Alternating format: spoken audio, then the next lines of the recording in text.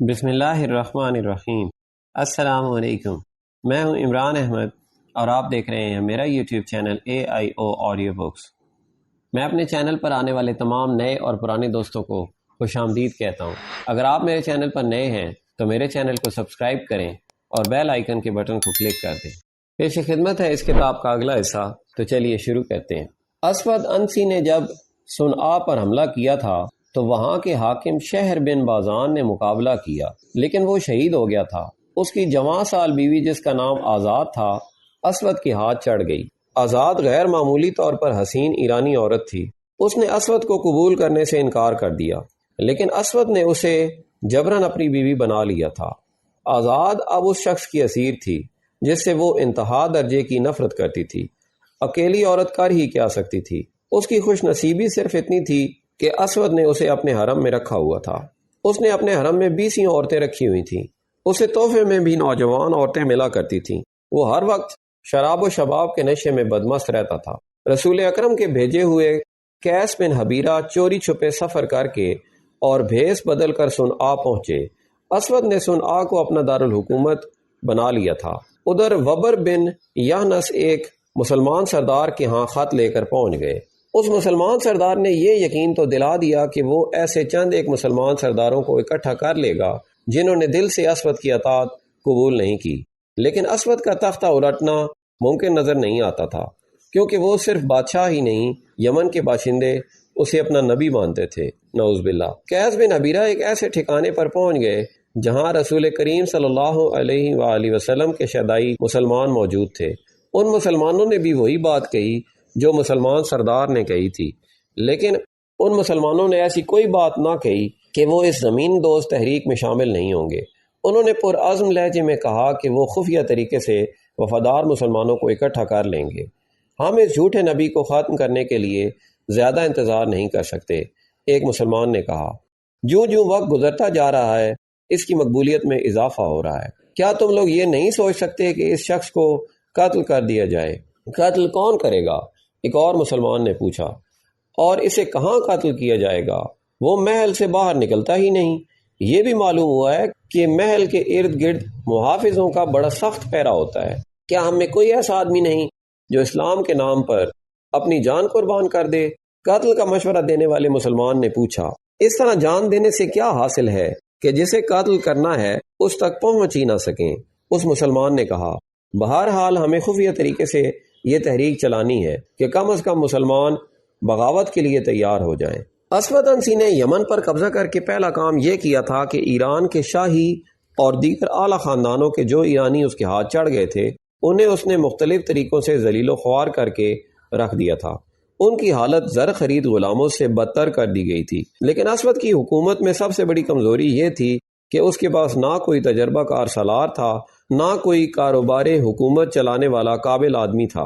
یہ خطرہ تو وہ ہر لمحہ محسوس کرتا تھا کہ مسلمان اس پر حملہ کریں گے۔ وہ خود عسکری ذہن نہیں رکھتا تھا۔ اس کمی کو پورا کرنے کے لیے اسے ایرانیوں کا ہی تعاون حاصل کرنا پڑا۔ اس کے سامنے 3 نام آئے۔ ان میں ایک ایرانی کا نام قیس بن عبد یغوث تھا جو بازان کے وقتوں کا مانا ہوا سالار تھا۔ دوسرے 2 حکومت چلانے میں مہارت رکھتے تھے، ایک تھا فیروز اور دوسرا دازویہ۔ فیروز نے اسلام قبول کر لیا تھا اور وہ صحیح معنوں میں اور سچے دل سے مسلمان تھا۔ اسود نے قیس بن عبد یغوث کو سالار اعلیٰ بنا دیا اور فیروز اور دازویہ کو وزیر مقرر کیا۔ تینوں نے اسود کی وفاداری کا حلف اٹھایا اور اسے یقین دلایا کہ وہ ہر حالت میں اس کے وفادار رہیں گے۔ ایک روز فیروز باہر کہیں گھوم پھر رہا تھا کہ ایک گداگر نے اس کا رستہ روک لیا اور ہاتھ پھیلایا۔ تو مجھے معذور نظر نہیں آتا؟ فیروز نے اسے کہا، اگر تو معذور ہے تو تیری معذوری یہی ہے کہ تجھ میں غیرت اور خودداری نہیں۔ تو نے ٹھیک پہچانا ہے۔ گداگر نے اپنا ہاتھ پیچھے کرتے ہوئے کہا، میری معذوری یہی ہے کہ میری غیرت مجھ سے چھن گئی ہے، اور میں دیکھ رہا ہوں کہ تیری بھی یہی معذوری ہے۔ میں نے بھیک کے لیے ہاتھ نہیں پھیلایا، میں اپنی غیرت واپس مانگ رہا ہوں۔ اگر تو پاگل نہیں ہو گیا تو مجھے بتا کہ تیرے دل میں کیا ہے؟ فیروز نے گداگر سے پوچھا۔ میرے دل میں اللہ کے اس رسول کا نام ہے جس کا تو شیدائی ہے۔ گداگر نے فیروز کی آنکھوں میں آنکھیں ڈال کر کہا، اگر اسود عنسی کی شراب تیری رگوں میں چلی نہیں گئی تو میں جھوٹ نہیں کہہ رہا کہ تو نے دل پر پتھر رکھ کر اسود کی وزارت قبول کی ہے۔ فیروز نے ادھر ادھر دیکھا، وہ سمجھ گیا کہ یہ مدینہ کا مسلمان ہے، لیکن اسے یہ خطرہ بھی محسوس ہوا کہ یہ اسود کا کوئی مخبر بھی ہو سکتا ہے۔ مت گھبرا فیروز، گداگر نے کہا، میں تجھ پر اعتبار کرتا ہوں، تو مجھ پر اعتبار کر، میں تجھے اپنا نام بتا دیتا ہوں، قیس بن حبیرہ، مجھے رسول اللہ صلی اللہ علیہ وآلہ وسلم نے بھیجا ہے۔ کیا تو سچ کہتا ہے کہ رسول اللہ نے تجھے میرے پاس بھیجا ہے؟ فیروز نے اشتیاق سے پوچھا۔ نہیں، قیس نے کہا، رسول اللہ نے یہ کہا تھا کہ وہاں چلے جاؤ، اللہ کے سچے بندے مل جائیں گے۔ تجھے کس نے بتایا کہ میں سچا مسلمان ہوں؟ فیروز نے پوچھا۔ اپنے رسول کا نام سن کر رسالت کے شدائیوں کی آنکھوں میں جو چمک پیدا ہو جاتی ہے وہ میں نے تیری آنکھوں میں دیکھی ہے۔ قیس نے کہا، تیری آنکھوں میں چمک کچھ زیادہ ہی آ گئی ہے۔ فیروز نے قیس سے کہا کہ وہ چلا جائے۔ اس نے قیس کو ایک اور جگہ بتا کر کہا کہ کل سورج غروب ہونے سے کچھ دیر پہلے وہ وہاں بیٹھا گداگری کی صدا لگاتا رہے۔ اگلی شام فیروز اس جگہ سے گزرا جو اس نے قیس بن حبیرہ کو بتائی تھی۔ فیروز کے اشارے پر قیس گداگروں کے انداز سے اٹھ کر فیروز کے پیچھے پیچھے ہاتھ پھیلا کر چل پڑا۔ رسول خدا تک پیغام پہنچا دینا کہ آپ کے نام پر جان قربان کرنے والا ایک آدمی اسود انسی کے سائے میں بیٹھا ہے۔ فیروز نے چلتے چلتے ادھر ادھر دیکھے بغیر دھیمی سی آواز میں کہا، اور میں حیران ہوں کہ اتنی جنگی طاقت کے باوجود رسول اللہ نے یمن پر حملہ کیوں نہیں کیا؟ ہرکل کا لشکر اردن میں ہمارے سر پر کھڑا ہے۔ قیس نے کہا، ہمارا لشکر رومیوں پر حملہ کرنے جا رہا ہے، کیا ہم دو آدمی پورے لشکر کا کام نہیں کر سکیں گے؟ کیا تو نے یہ سوچا ہے کہ دو آدمی کیا کر سکتے ہیں؟ فیروز نے پوچھا۔ قتل، قیس نے جواب دیا اور کہنے لگا، مجھ سے یہ نہ پوچھنا کہ اسود کو کس طرح قتل کیا جا سکتا ہے۔ کیا تو نے اپنے چچا کی بیٹی آزاد کو دل سے اتار دیا ہے؟ فیروز چلتے چلتے رک گیا۔ اس کے چہرے پر کچھ اور ہی طرح کی رونق آ گئی، جیسے خون اچانک ابل پڑا ہو۔ تو نے مجھے روشنی دکھا دی ہے، اس نے کہا، قتل کے سوا کوئی اور راستہ نہیں۔ میری چچا زاد بہن کا نام لے کر تو نے میرا کام آسان کر دیا ہے، یہ کام میں کروں گا، تو اپنا کام کرتا رہ۔ جا قیس، زندہ رہے تو پھر ملیں گے۔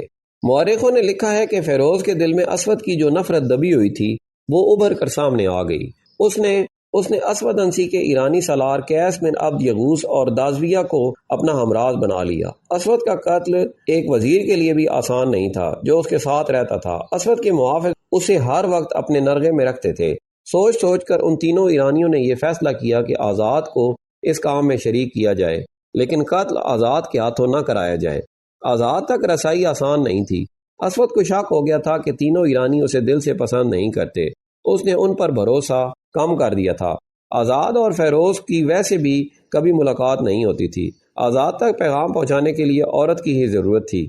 ایک وزیر کے لیے ایسی عورت کا حصول مشکل نہ تھا۔ فیروز نے محل کی ایک ادھیڑ عمر عورت کو اپنے پاس بلایا، وہ بھی مسلمان تھی۔ فیروز نے اسے کہا کہ وہ اسے اپنے گھر میں رکھنا چاہتا ہے، اگر وہ پسند کرے تو وہ اسے اپنے ہاں لا سکتا ہے۔ فیروز نے اسے کچھ لالچ دیا، ایک یہ تھا کہ اس سے اتنا زیادہ کام نہیں لیا جائے گا جتنا اب لیا جاتا ہے۔ وہ عورت مان گئی۔ فیروز نے اسے اسی روز اپنے ہاں بلا لیا۔ ایک روز آزاد اکیلی بیٹھی تھی، وہ ہر وقت جلتی اور کڑتی رہتی تھی، اسے کوئی راہ فرار نظر نہیں آتی تھی۔ اس کیفیت میں فیروز کی وہی خادمہ اس کے پاس آئی۔ میں کسی کام کے بہانے آئی ہوں، خادمہ نے کہا، لیکن میں آئی دراصل تیرے پاس ہوں۔ کیا تو اپنے چچا زاد بھائی سے کبھی ملی ہے جو رحمان الیمن کا وزیر ہے؟ کیا تو جاسوسی کرنے آتی ہے؟ آزاد نے غصیلی آواز میں کہا۔ نہیں، خادمہ نے کہا، مجھ پر یہ شک نہ کر کہ میں اس جھوٹے نبی کی مخبر ہوں۔ میرے دل میں بھی اسود کی اتنی ہی نفرت ہے جتنی تیرے دل میں ہے۔ میں نہیں سمجھ سکی کہ تو میرے پاس کیوں آئی ہے، آزاد نے کہا۔ فیروز وزیر نے بھیجا ہے، خادمہ نے کہا۔ میں فیروز کا نام بھی نہیں سننا چاہتی، آزاد نے کہا۔ اگر اس میں غیرت ہوتی تو وہ اس شخص کا وزیر نہ بنتا جس نے اس کی چچا زاد بہن کو بیوہ کیا اور اسے جبراً اپنی بیوی بنا لیا ہے۔ آزاد شاہی خاندان کی عورت تھی، وہ ان لونڈیوں اور باندیوں کو اچھی طرح سمجھتی تھی۔ اس نے اندازہ کر لیا کہ یہ عورت مخبری کرنے نہیں آئی۔ اس نے خادمہ سے پوچھا کہ فیروز نے اس کے لیے کیا پیغام بھیجا ہے۔ خادمہ نے بتایا کہ وہ اسے صرف ملنا چاہتا ہے۔ آزاد نے اسے ایک جگہ بتا کر کہا کہ فیروز وہاں رات کو آ جائے، لیکن ہمارے درمیان ایک دیوار حائل ہوگی۔ آزاد نے کہا، اس میں ایک جگہ ایک دریچہ ہے جس میں سلاخیں لگی ہوئی ہیں، فیروز سلاخوں کے دوسری طرف کھڑا ہو کر بات کر سکتا ہے۔ خادمہ نے آزاد کا پیغام فیروز کو دے دیا۔ اسی رات فیروز محل کے ارد گرد کھڑی دیوار کے اس مقام تک پہنچ گیا جہاں سلاخوں والا چھوٹا سا دریچہ تھا۔ آزاد اس کے انتظار میں کھڑی تھی۔ تیری خادمہ پر مجھے اعتبار آ گیا ہے، آزاد نے کہا تجھ پر میں کیسے اعتبار کروں؟ میں نہیں مانوں گی کہ تو مجھے اس وحشی سے آزاد کرانے کی سوچ رہا ہے۔ کیا تو اس وحشی کے ساتھ خوش ہے؟ فیروز نے پوچھا۔ اس سے زیادہ قابل نفرت آدمی میں نے کوئی اور نہیں دیکھا، آزاد نے کہا۔ تیرا یہاں زیادہ دیر کھڑا رہنا ٹھیک نہیں، فوراً بتا تجھے اتنے عرصے بعد میرا کیوں خیال آیا ہے؟ کیا اس وقت اسود کے ادھر آ نکلنے کا خطرہ ہے؟ فیروز نے پوچھا۔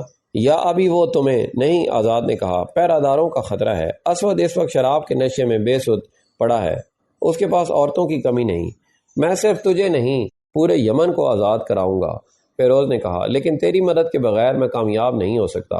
مجھے بتا فیروز، آزاد نے پوچھا، میں کیا کر سکتی ہوں؟ کسی رات مجھے اسود تک پہنچا دے، فیروز نے کہا۔ اگلے روز وہاں سے اس کی لاش اٹھائی جائے گی۔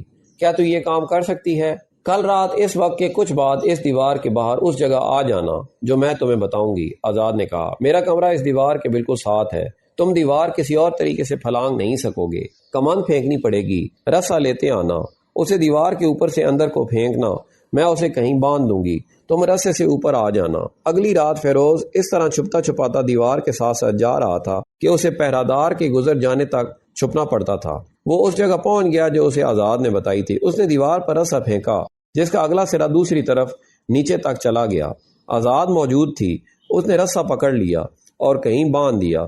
فیروز رسے کو پکڑ کر اور پاؤں دیوار کے ساتھ جماتا دیوار پر چڑھ گیا۔ اس نے رسا دیوار پر باندھ دیا اور اس کی مدد سے نیچے اتر گیا۔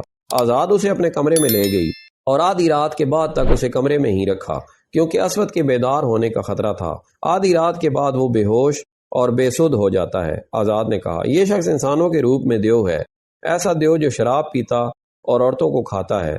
تم نے اس کی جسامت دیکھی ہے، اتنا لمبا اور چوڑا جسم تلوار کے ایک دو وار تو شراب کی طرح پی جائے گا۔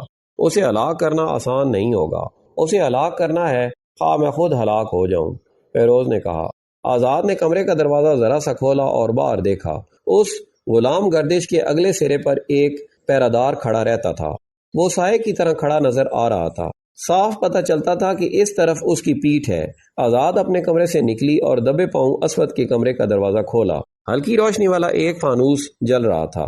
اسود پیٹھ کے بال بستر پر پڑا خراٹے لے رہا تھا۔ مورخ بلازری نے اس دور کی تحریروں کے دو حوالے دے کر لکھا ہے کہ آزاد جب اسود کو دیکھ کر واپس آئی تو اس کا انداز ایسا تھا جیسے ایک شعلہ آیا ہو۔ یہ انتقام اور نفرت کا شعلہ تھا۔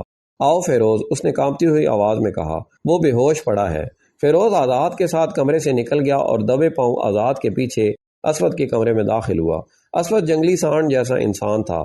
کمرے میں شراب اور گناہوں کا تعفن تھا۔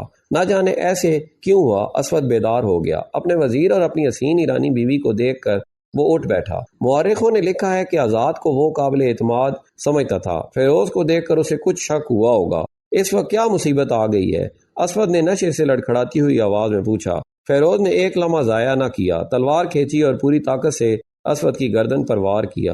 اسود نے گردن بچا لی اور تلوار اس کے ننگے سر پر پڑی۔ اسود کے منہ سے چیخ نما آوازیں نکلیں اور بستر سے لڑک کر دوسری طرف گرا۔ غلام گردش میں دوڑتے قدموں کی دھمک سنائی دی۔ آزاد تیزی سے باہر نکلی اور دروازہ بند کر دیا۔ پہرے دار دوڑا آ رہا تھا۔ آزاد نے تیزی سے آگے بڑھ کر پہرے دار کو روک لیا۔ کمرے سے اسود کی ہلکی ہلکی آوازیں آ رہی تھیں۔ واپس اپنی جگہ چلے جاؤ، آزاد نے پہرہ دار کو تاحکمانہ لہجے میں کہا۔ رحمان الیمین کے پاس فرشتہ آیا ہوا ہے، وہی نازل ہو رہی ہے، جاؤ ادھر نہ آنا۔ مورخ بلازری نے لکھا ہے کہ پہرہ دار نے احترام سے سر جھکا لیا اور چلا گیا۔ آزاد اندر آئی تو دیکھا کہ اسود فرش سے اٹھ کر بستر پر گر رہا ہے اور فیروز دوسرے وار کے لیے آگے بڑھ رہا ہے۔ اسود بستر پر گر پڑا، اس کا سر پلنگ کے بازو پر تھا اور سانڈوں کی طرح ڈکار رہا تھا۔ تم اسے مار نہیں سکو گے فیروز، آزاد نے آگے بڑھ کر کہا، اور اسود کے بال جو لمبے تھے دونوں ہاتھوں سے پکڑ کر نیچے کو کھینچے اور وہ خود فرش پر بیٹھ گئی۔ اب فیروز، گردن کاٹ دو۔ فیروز نے ایک ہی وار سے اسود کی گردن صاف کاٹ کر سر جسم سے الگ کر دیا۔ فیروز کے ساتھیوں قیس، عبد، یغوث اور دازویہ کو معلوم تھا کہ آج رات کیا ہونے والا ہے۔ فیروز نے اسود کا سر اٹھایا اور ان دونوں کے وہاں جا پہنچا۔ محافظوں اور پہرہ داروں کو رحمان الیمین کے قتل کی خبر ملی تو انہوں نے محل کو محاصرے میں لے لیا۔ آزاد فیروز کے ساتھ رہی۔ محل میں بھگدڑ مچ گئی۔ حرم کی عورتوں کا ہجوم چیختا چلاتا باہر کو بھاگا۔ ادھر رسول اللہ کے بھیجے ہوئے قیس بن حبیرہ اور وبر بن یحنس سرکردہ مسلمانوں کو بغاوت پر آمادہ کر چکے تھے اور دن رات زمین دو سرگرمیوں سے مسلمانوں کے حوصلے بحال کر چکے تھے۔ ابھی صبح صادق میں کچھ وقت باقی تھا۔ محل کی چھت سے اذان کی آواز بلند ہوئی۔ لوگ حیران ہوئے کہ محل میں اذان۔ لوگ محل کی طرف دوڑے۔ اسود کی فوج حکم کی منتظر تھی، لیکن حکم دینے والا قیس عبد یغوث تھا، وہی سپہ سالار تھا۔ اس نے فوج کو باہر نہ آنے دیا۔ اسود کا سر محل کے باہر لٹکا دیا گیا۔ محل کی چھتوں سے للکار بلند ہو رہی تھی، ہم گواہی دیتے ہیں کہ محمد اللہ کے رسول ہیں اور اسود انسی کذاب ہے۔ اسود کے پیروکاروں پر خوف طاری ہو گیا اور مسلمان مسلح ہو کر باہر نکل آئے اور انہوں نے یمنیوں کو قتل کرنا شروع کر دیا۔ مصر کے مشہور صحافی اور سابق وزیر معارف محمد حسین ہیکل نے اپنی کتاب ابو بکر صدیق اکبر میں فیروز کی زبانی ایک روایت پیش کی ہے۔ فیروز نے کہا تھا، اسود کو قتل کر کے ہم نے وہاں کا انتظام پہلے کی طرح رہنے دیا، یعنی جس طرح اسود کے تسلط سے پہلے تھا۔ ہم نے قتل کے بعد پہلا کام یہ کیا کہ معاذ بن جبل کو بلایا کہ وہ ہمیں باجماعت نماز پڑھائیں۔ ہم بے انتہا خوش تھے کہ ہم نے اسلام کے اتنے بڑے دشمن کو ختم کر دیا ہے، لیکن اچانک اطلاع ملی کہ رسول خدا وصال فرما گئے۔ اس خبر سے یمن میں ابتری سی پھیل گئی۔ فیروز کو مسلمانوں نے صنعا کا حاکم مقرر کر دیا۔ یہ واقعہ مئی 632 کا ہے۔ قیس بن حبیرہ اور وبر بن یحنس جون 632 عیسوی کے دوسرے ہفتے میں یہ خوشخبری لے کر مدینہ پہنچے کہ جھوٹا نبی اپنے انجام کو پہنچ گیا ہے اور یمن پر اسلامی پرچم لہرا دیا گیا ہے۔ لیکن مدینہ سوگوار تھا۔ 5 جون 632 12 ربیع الاول 11 ہجری رسول خدا صلی اللہ علیہ وآلہ وسلم وصال فرما گئے تھے۔ رسول اللہ صلی اللہ علیہ وآلہ وسلم کے وصال کی خبر جوں جوں پھیلتی گئی، یہ جنگل کی آگ ثابت ہوئی۔ جہاں پہنچی وہاں شعلے اٹھنے لگے۔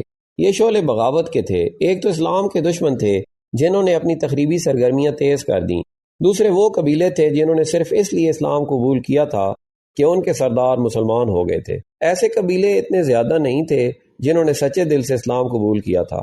باقی تمام قبیلے اسلام سے نہ صرف منحرف ہو گئے بلکہ انہوں نے مدینہ کے خلاف علم بغاوت بلند کر دیا اور مدینہ پر حملے کی باتیں کرنے لگے۔ خلیفہ اول حضرت ابو بکر صدیق رضی اللہ تعالی عنہ نے باقی قبیلوں کی طرف قاصد بھیجے۔ قاصد جہاں بھی گئے وہاں سے انہیں جواب ملا کہ ہمارا قبول اسلام صرف ایک شخص رسول کریم کے ساتھ معاہدہ تھا، وہ شخص نہیں رہا تو معاہدہ بھی نہیں رہا، اب ہم آزاد ہیں اور ہم اپنا راستہ اختیار کریں گے۔ تیسرا اور سب سے زیادہ خطرناک فتنہ مرتدین کا تھا۔ رسول کریم صلی اللہ علیہ وآلہ وسلم کی زندگی میں ہی نبوت کے جھوٹے دعوے دار پیدا ہو گئے تھے۔ ان کی پشت پناہی رومی، ایرانی اور یہودی کر رہے تھے۔ ان جھوٹے نبیوں میں ایک خوبی مشترک تھی، وہ شعبدہ باز اور جادوگر تھے۔ شعبدہ بازی اور جادوگری میں یہودی ماہر تھے۔ اسود انسی کا ذکر ہو چکا ہے، وہ بھی شعبدہ باز تھا۔ نبوت کے دوسرے دعوے دار طلیحہ اور مسلمہ تھے۔ مسلمہ خاص طور پر شعبدہ بازی میں مہارت رکھتا تھا، ایسے شعبدے پہلے کوئی نہ دکھا سکا تھا۔ مثلاً وہ پرندے کے پر اس کے جسم سے الگ کر کے دکھاتا، پھر پرندے اور پروں کو اکٹھے ہاتھوں میں لے کر اوپر پھینکتا تو پر پرندے کے ساتھ ہوتے اور پرندہ اڑ جاتا۔ مسلمہ بدصورت انسان تھا، اس کے چہرے پر ایسا تاثر تھا جیسے یہ انسان کا نہیں حیوان کا چہرہ ہو۔ خد و خال بھی حیوانوں جیسے تھے۔ اس کا قد چھوٹا تھا، چہرے کا رنگ زرد تھا، لیکن اس کے جسم میں غیر معمولی طاقت تھی۔ اس کی آنکھیں غیر قدرتی طور پر چھوٹی اور ناک چپٹی تھی۔ یہ ایک بھدے آدمی کی تصویر ہے جسے کوئی بدصورت انسان بھی پسند نہیں کر سکتا، مگر جو عورت خواہ وہ کتنی ہی حسین اور سرکش کیوں نہ ہوتی اس کے قریب جاتی تو اس کی گرویدہ ہو جاتی اور اس کے اشاروں پر ناچنے لگتی تھی۔ مسلمہ نے رسول کریم کی زندگی میں ہی نبوت کا دعویٰ کیا تھا اور 2 قاصدوں کے ہاتھ ایک خط ان الفاظ میں لکھا تھا: مسلمہ رسول اللہ کی جانب سے محمد رسول اللہ کے نام، آپ پر سلامتی ہو۔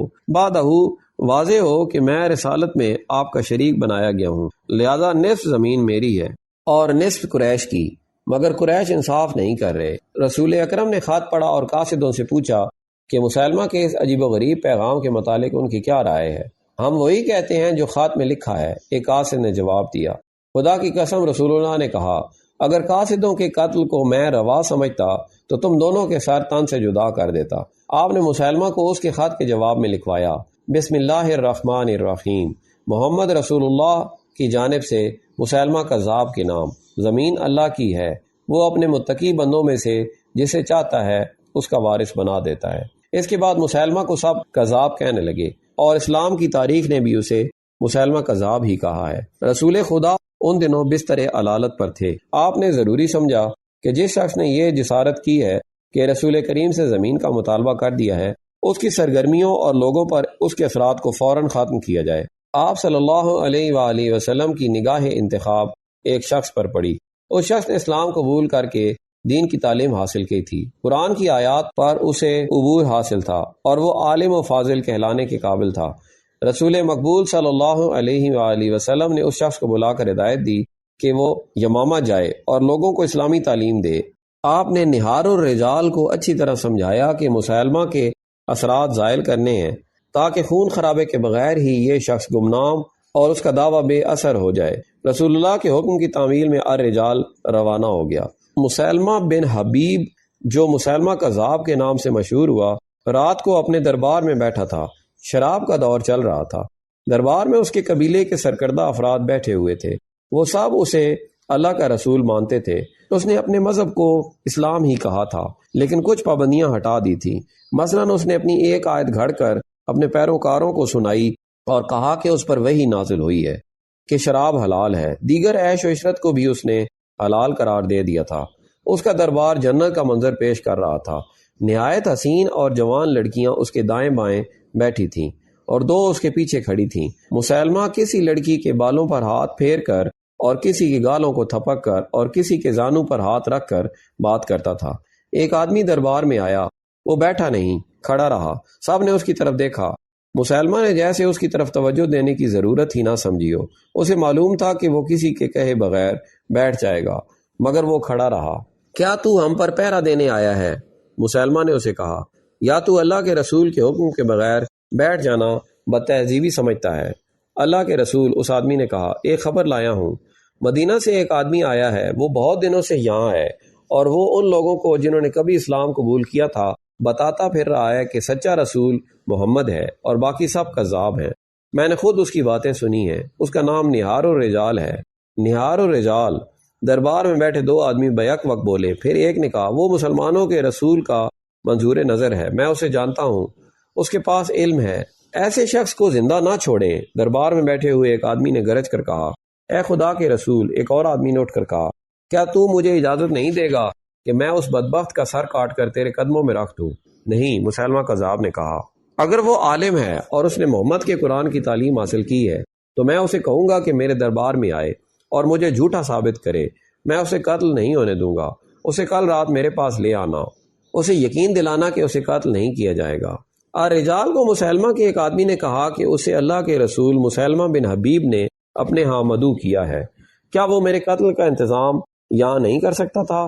الرجال نے کہا، میں اسے اللہ کا رسول نہیں مانتا، مجھ پر یہ لازم نہیں کہ میں اس کا حکم مانوں، وہ جہاں چاہے تمہیں قتل کرا سکتا ہے۔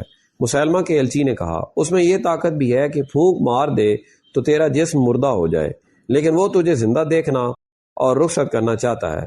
مسلمانوں نے الرجال سے کہا کہ وہ اس کذاب کے ہاں نہ جائے، یہ میری زندگی اور موت کا سوال نہیں۔ الرجال نے کہا، یہ صداقت اور کذب کا سوال ہے۔ اگر ایک کذاب کو صدق سے بہراور کرنے میں میری جان چلی جاتی ہے تو یہ سودا مہنگا نہیں۔ میں آؤں گا، الرجال نے کہا، آج ہی رات آؤں گا۔ مسلمہ سے کہنا کہ تو اگر سچا نبی ہے تو اپنے وعدے سے پھر نہ جانا۔ ایلچی نے مسلمہ کذاب کو الرجال کا جواب بتایا۔ الرجال یمامہ کے قلعے میں رہتا تھا۔ مشہور مورخ طبری نے لکھا ہے کہ مسلمہ اپنے خاص مہمانوں کے لیے بڑا خوشنما خیمہ نصب کرایا کرتا تھا، جس کی ساخت مکان جیسی ہوتی تھی۔ یہ خیمہ اندر سے بڑے دل فریب طریقوں اور کپڑوں سے سجایا جاتا تھا۔ صحرا کی راتیں سرد ہوتی ہیں، اس لیے مسلمہ خیمے میں بڑا خوبصورت آتش دان رکھوا دیا کرتا تھا۔ اس آتش دان میں وہ کوئی چیز یا ایسی جڑی بوٹی رکھ دیا کرتا تھا جس کی خوشبو عطر کی طرح ہوتی تھی، لیکن یہ خوشبو حواس پر ایسا اثر کرتی تھی جیسے اس خیمے میں سونے والے کو ہپنوٹائز کر دیا گیا ہو۔ مسلمہ کا شکار بے ہوش یا بے خبر نہیں ہوتا تھا، بلکہ وہ مسلمہ کے اشاروں پر ناچنے لگتا تھا۔ خود مسلمہ پر اس کا یہ اثر نہیں ہوتا تھا۔ مسلمہ کذاب کو جب اطلاع ملی کہ الرجال آ رہا ہے تو اس نے اپنا مخصوص خیمہ نصب کرایا اور اس میں وہ تمام انتظامات کرا دیے جو وہ کرایا کرتا تھا۔ اس نے رات کے لیے آتش دان بھی رکھوا دیا۔ الرجال آیا تو مسلمہ نے باہر آ کر اس کا استقبال کیا۔ تم ایک رسول کے بھیجے ہوئے آدمی ہو، مسلمہ نے کہا، اور میں بھی رسول ہوں، اس لیے تمہارا احترام میرا فرض ہے۔ میں صرف اسے رسول اللہ مانتا ہوں جس نے مجھے یہاں بھیجا ہے۔ الرجال نے کہا، اور میں تمہیں یہ کہتے ہوئے نہیں ڈروں گا کہ تم کذاب ہو۔ مسیلمہ مسکرایا اور الرجال کو خیمے میں لے گیا۔ تاریخ میں اس سوال کا جواب نہیں ملتا کہ خیمے میں مسیلمہ اور الرجال کے درمیان کیا باتیں ہوئیں، کیسی سودا بازی یا یہ کیسا شبدہ یا جادو تھا کہ الرجال جب اگلی صبح خیمے سے نکلا تو اس کے منہ سے پہلی بات یہ نکلی کہ اس میں کوئی شبہ نہیں کہ مسیلمہ اللہ کا سچا رسول ہے اور اس پر وحی نازل ہوتی ہے۔ اس نے یہ بھی کہا کہ میں نے محمد کو بھی یہ کہتے سنا ہے کہ مسیلمہ سچا نبی ہے۔ الرجال کی حیثیت صحابی کی سی تھی، اس لیے مسلمانوں نے اس پر اعتبار کیا۔ الرجال بنو حنیفہ سے تعلق رکھتا تھا۔ الرجال کا اعلان سن کر بنو حنیفہ کے لوگ جوک در جوک مسیلمہ کو اللہ کا رسول ماننے اور اس کی بیعت کرنے آ گئے۔ مورخ لکھتے ہیں کہ مسیلمہ نے یہ سوچ کر الرجال کو قتل نہیں کرایا تھا کہ وہ عالم ہے اور صحابی کا درجہ رکھتا ہے، اگر اسے ہاتھ میں لے لیا جائے تو بیعت کرنے والوں کی تعداد میں اضافہ ہو جائے گا۔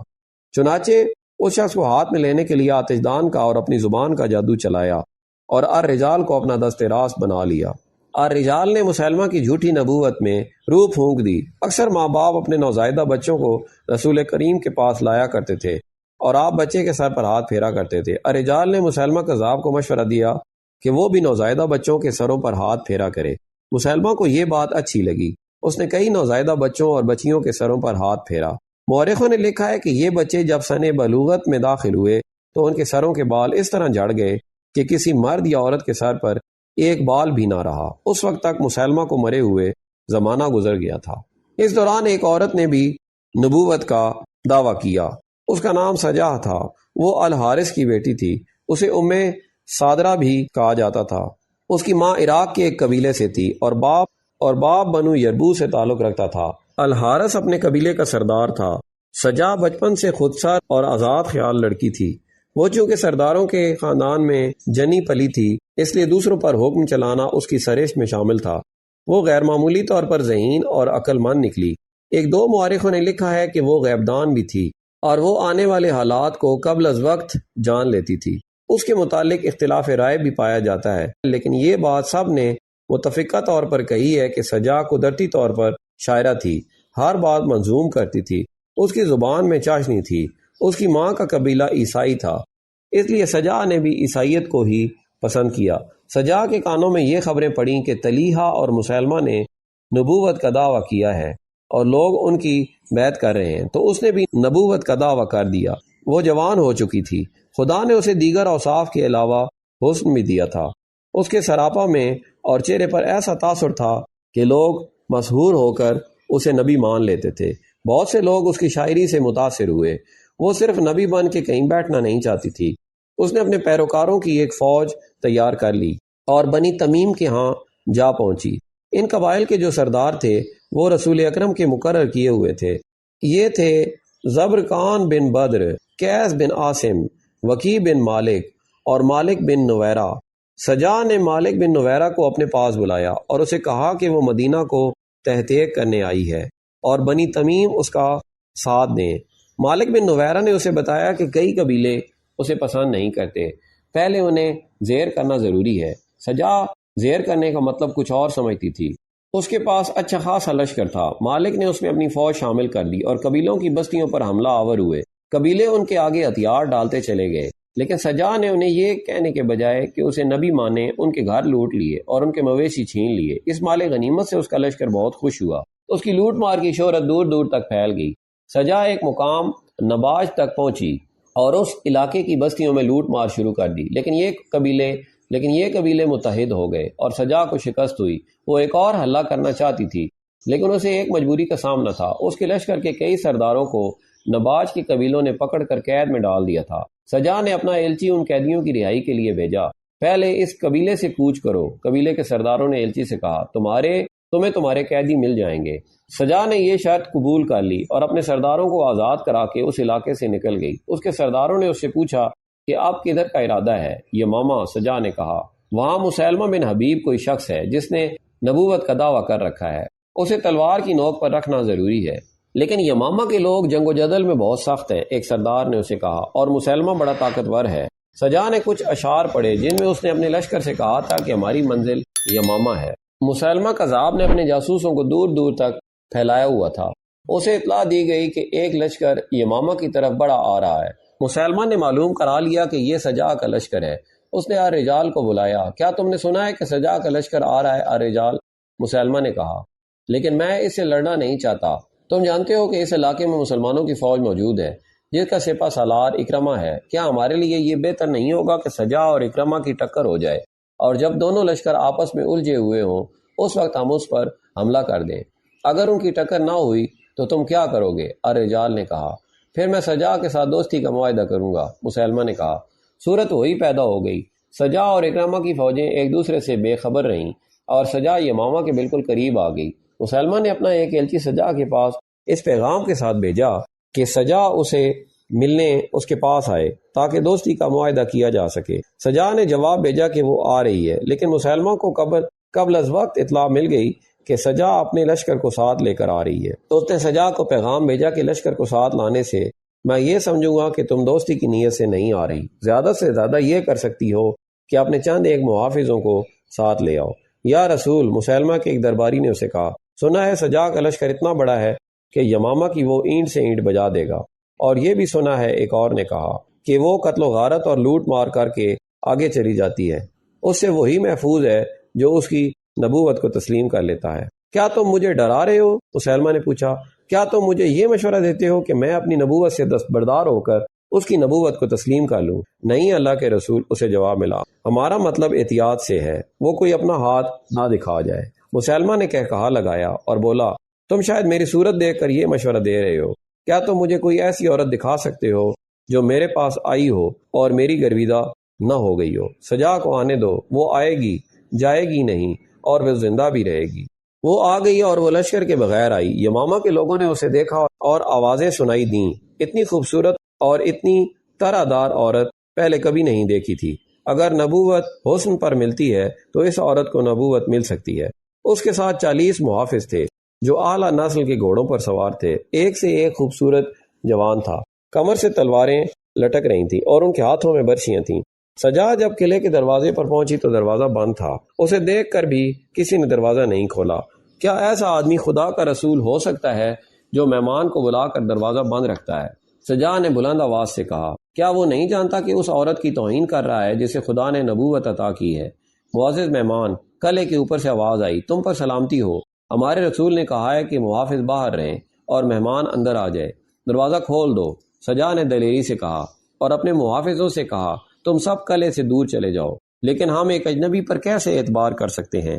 محافظ دستے کے سردار نے کہا، اگر سورج غروب ہونے تک میں واپس نہ آئی تو اس قلعے کو ملبے کا ڈھیر بنا دینا۔ سجا نے کہا، اور اس شہر کے ایک بچے کو بھی زندہ نہ چھوڑنا۔ میری لاش کو مسلمہ اور اس کے خاندان کے خون سے نہلا کر یہیں دفن کر دینا، لیکن مجھے یقین ہے کہ میں قلعے سے کچھ لے کر نکلوں گی۔ محافظ چلے گئے اور دروازہ کھل گیا، مگر اس کے استقبال کے لیے مسلمہ موجود نہیں تھا۔ اس کے حکم کے مطابق دروازے پر کھڑے 2 گھڑ سوار اسے قلعے کے صحن میں لے گئے، جہاں ایک چوکور خیمہ نصب تھا۔ اس کے ارد گرد درخت اور پودے تھے اور نیچے گھاس تھی۔ سجا کو خیمے میں داخل کر دیا گیا۔ اندر کی سجاوٹ نے اسے مسحور کر دیا، مگر مسلمہ وہاں نہیں تھا۔ وہ بیٹھ گئی۔ تھوڑی دیر بعد مسلمہ خیمے میں داخل ہوا۔ سجا نے اسے دیکھا تو اس کے ہونٹوں پر مسکراہٹ آ گئی۔ اس مسکراہٹ میں تمسخر تھا۔ سجا نے اتنا بدصورت آدمی کبھی نہیں دیکھا تھا۔ اتنے چھوٹے قد کا آدمی شاذ و نادر ہی کبھی نظر آتا ہے۔ کیا تم نے نبوت کا دعویٰ کیا ہے؟ سجا نے اس سے طنزیہ لہجے میں پوچھا۔ دعویٰ کرنا کچھ اور بات ہے، مسلمہ نے سجا کی آنکھوں میں آنکھیں ڈال کر کہا، یہ سچ ہے کہ میں خدا کا بھیجا ہوا رسول ہوں۔ میں محمد کو رسول نہیں مانتا، لیکن اس نے اپنی رسالت منوا لی ہے۔ لوگ اس لیے مان گئے ہیں کہ قبیلہ قریش کی تعداد اور طاقت بہت زیادہ ہے۔ انہوں نے اب دوسروں کے علاقوں پر قبضہ کرنا شروع کر دیا ہے۔ تبری نے چند ایک حوالوں سے لکھا ہے کہ مسلمہ نے سجا کی آنکھوں میں آنکھیں ڈال دیں۔ اس کے ہونٹوں پر دل فریب مسکراہٹ تھی۔ بہت عرصہ بعد سجا نے کسی موقع پر کہا تھا کہ اس نے اتنی چھوٹی چھوٹی آنکھیں میری آنکھوں میں ڈالیں تو مجھے ایسے محسوس ہوا جیسے ٹھگنا سا یہ بدصورت آدمی پراسرار سا ایک اثر بن کر آنکھوں کے راستے میرے وجود میں اتر رہا ہے۔ مجھے اطمینان سا ہونے لگا کہ یہ شخص مجھے قتل نہیں کرے گا۔ کچھ وقت اور گزرا تو اس احساس نے مجھے بے بس کر دیا کہ میں اس کے وجود میں سما جاؤں اور میرا وجود ختم ہو جائے۔ اگر تم نبی ہو تو کوئی الہامی بات کرو، سجا نے کہا۔ تم نے کبھی سوچا ہے کہ تم کس طرح پیدا ہوئی تھی؟ مسلمہ نے ایسے انداز سے کہا جیسے شعر پڑھ رہا ہو۔ تم نے شاید یہ بھی نہیں سوچا کہ جس طرح تم پیدا ہوئی تھی اسی طرح تم بھی انسانوں کو پیدا کرو گی مگر تنہا نہیں، مجھے خدا نے بتایا ہے۔ اس نے قرآن کی آیت کی طرز کے الفاظ بولے، وہ ایک زندہ وجود سے زندہ وجود پیدا کرتا ہے، پیٹ سے، انتڑیوں سے۔ خدا نے مجھے بتایا ہے کہ عورت مانند ظرف کی ہے جس میں کچھ ڈال کر نکالا جاتا ہے، ورنہ ظرف بیکار ہے۔ سجا مسحور ہوتی چلی گئی، مسلمہ شاعروں کے لب و لہجے میں باتیں کرتا رہا۔ سجا نے محسوس ہی نہ کیا کہ مسلمہ اس کے جذبات کو مشتعل کر رہا ہے، اور وہ یہ بھی محسوس نہ کر سکی کہ سورج غروب ہو چکا ہے۔ مجھے یقین ہے کہ تم آج رات یہیں رہنا چاہو گی، مسلمہ نے کہا۔ اگر چہرے دیکھنے ہیں تو تم دن ہو اور میں رات ہوں، مگر تم نے اس پر بھی غور نہیں کیا کہ دن پر رات کیوں غالب آ جاتی ہے، اور دن اپنا سورج رات کی تاریک گود میں کیوں ڈال دیتا ہے۔ یہ ہر روز ہوتا ہے، اس کا وقت مقرر ہے۔ رات سورج کی چمک دمک کو کھا نہیں جاتی، بڑے پیار سے اسے جگا کر دوسرے افق پر رکھ دیتی ہے۔ ہاں، مسلمہ سجا نے کہا، میرا جی چاہتا ہے کہ میں مان لوں تم سچے نبی ہو۔ اتنا بدصورت آدمی اتنی خوبصورت باتیں نہیں کر سکتا۔ کوئی غیبی طاقت ہے جو تم سے اتنی اچھی باتیں کرا رہی ہے۔ وہ چونک پڑی اور بولی، سورج غروب ہو گیا ہے۔ اگر میں نے قلعے کی دیوار پر کھڑے ہو کر اپنے محافظوں کو یہ نہ بتایا کہ میں زندہ ہوں تو تمہاری بستی کی گلیوں میں خون بہنے لگے گا۔ مسلمہ نے اسے اپنے 2 محافظوں کے ساتھ قلعے کی دیوار پر بھیج دیا اور خیمے میں رکھا ہوا آتش دان جلانے کا حکم دیا۔ فانوس بھی روشن ہو گئے۔ مسلمہ نے آتش دان میں چھوٹی سی کوئی چیز رکھ دی، کمرے میں خوشبو پھیلنے لگی۔ سجا واپس خیمے میں آئی تو اس پر خمار سا طاری ہو گیا۔ وہ عام سی عورتوں کی طرح رومان انگیز باتیں کرنے لگی۔ کیا یہ اچھا نہیں ہوگا کہ ہم میاں بیوی بن جائیں؟ مسلمہ نے اس کی آنکھوں میں آنکھیں ڈال کر کہا۔ اس سے اچھی اور کوئی بات نہیں ہو سکتی، سجا نے مخمور سی آواز میں جواب دیا۔ صبح طلوع ہوئی تو سجا اس انداز سے باہر نکلی جیسے دلہن اپنی پسند کے دولہا کے ساتھ ازدواجی زندگی کی پہلی رات گزار کے نکلی ہو۔ قلعے میں شادیانے بجنے لگے۔ سجا کے لشکر تک یہ خبر پہنچی کہ سجا نے مسلمہ کے ساتھ شادی کر لی ہے۔ یہ شادی اسلام کے لیے بہت بڑا خطرہ بن گئی۔ ارتداد کے 2 لشکر متحد ہو گئے، لیکن یہ اتحاد جلدی بکھر گیا کیونکہ مسلمہ نے سجا کو دھوکہ دیا اور وہ دل برداشتہ ہو کر عراق اپنے قبیلے میں چلی گئی۔ مسلمہ نے اپنے لیے ایک بہت بڑے خطرے کو ختم کر دیا تھا۔ سجا کو اتنا صدمہ ہوا کہ وہ نبوت کے دعوے سے دستبردار ہو گئی۔ بعد میں وہ مسلمان ہو گئی اور کوفہ چلی گئی۔ اس نے بڑی لمبی عمر پائی اور متقی اور پارسا مسلمان کی حیثیت سے مشہور رہی۔ تب تک کے لیے اتنا ہی، ملتے ہیں اگلی ویڈیو میں۔ اپنا خیال رکھیں اور ہمارے اس چینل کا بھی۔ اللہ حافظ۔